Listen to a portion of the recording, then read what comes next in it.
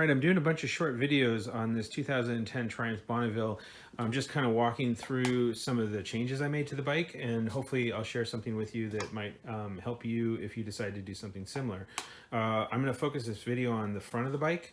I'll start with the gauges. This is a D9 bracket. They're the people that make this bracket, and I think the part number for this bracket is a BB-002. I liked this particular bracket because it keeps all the stock gauges, so it makes for a really easy install since you're keeping more or less everything. It even keeps these lights, which I like. I think these are helpful and I like having them there. So you manage to maintain these, and it relocates the ignition to the center, which I really like. I like having it right in front of me. Normally this sits up, there's some spacers that go underneath this, so the whole thing sits up a little higher. And they have this piece that sits underneath, you know, it'd be out of sight. But I removed this piece, I removed the spacers, and it drops it down nice and flat. And that fits really well with these Woodcraft bars that I have here, and kind of cafe bars. It just all looks perfect in the front. You know, it's all at the right length. Now, or the right height. In order to do this, you have to drop down this headlight here.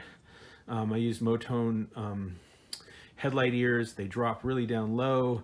This is a stock bucket. I did replace the chrome bucket with a black one. It was about a $70 part, so it was some money, but it gave it a unique look, and I kept the front chrome. I'm not sure I like it better all chrome, but frankly, if I were to switch out these two parts here, it's like another $140, and I'm not going to spend that much. So it was just a way to kind of make the bike a little more unique by changing it over to black. This part right here is this fender piece. It was about $50 off eBay. I've seen a couple of them off part stores online, and they usually run a lot more, but this one is great. I mean, no complaints. It's a great little fender. I found it on eBay at a great price. I mentioned that this has Woodcraft bars. Haley, the apparel manager at Seattle Triumph, recommended these, and I really, really like them. I went with a 2-inch riser, which is about the same as a stock Thruxton bar height. They ride great, and they feel really good when you ride them. It's really comfortable. What I really like about these bars, and I'm really grateful that you know, Haley from Seattle Triumph pointed me to them, is because if you look here, the way these go on, you don't have to take off this part here. They literally clamp on, and they clamp on really securely, so it's a really, really, really easy install. I was really happy with that. Made the whole job a lot easier. The last thing I want to kind of cover on the front end of the bike, just really quickly, by the way, the front end is dropped with 2-inch progressive springs and has British Customs smoked lenses that are mounted down below, and this piece was relocated underneath the bike, which is pretty typical when people do this job. It has a Moto Gadget Mo View is what they call it, and this is actually Street is the model, and so it's glassless.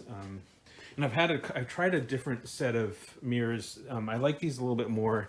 They're a little more expensive, but I think they're worth it. It's just a really nice part. It secures on there really, really well.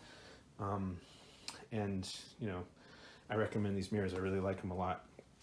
These, I can't remember where I got them. They were not very much. They're super garish, and it's one of those things I'll probably replace as soon as I have a little extra money to spend and go to something black. I don't know what drew me towards those, but I found them. They were not very much, and they were an easy install.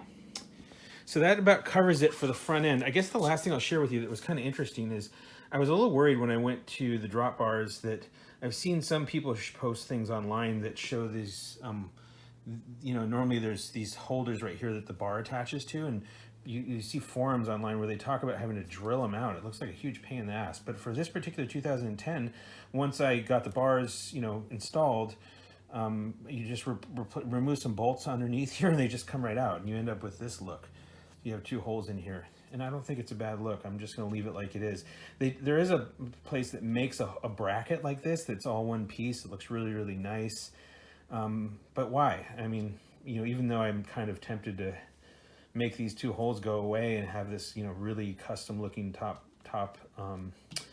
bracket piece, I just like this. It's just fine. It's just easy as it is. So I'm going to leave it just like it is. All right, well, that covers the front end. I hope maybe that gives you some ideas. Maybe you'll consider the same D9 brackets.